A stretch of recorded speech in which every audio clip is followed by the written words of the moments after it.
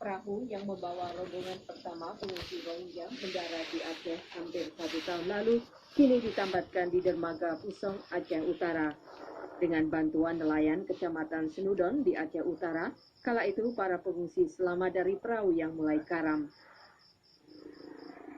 Mereka, lebih dari 400 orang dari kelompok minoritas Rohingya dari Myanmar, lalu dibuatkan penampungan di atas lahan 5 hektar.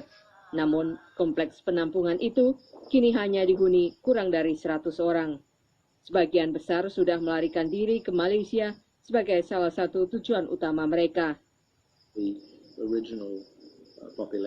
Jumlah mereka yang sejatinya memerlukan perlindungan pengungsi di Aceh sudah banyak berkurang.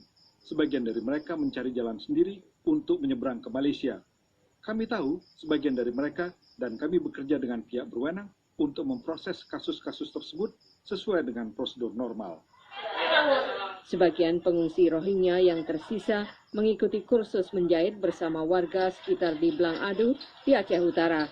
Pemerintah Indonesia sudah menyatakan mereka boleh tinggal lebih lama dari tenggat waktu 1 tahun yang ditetapkan sampai mereka ditempatkan di negara lain atau pulang ke Myanmar.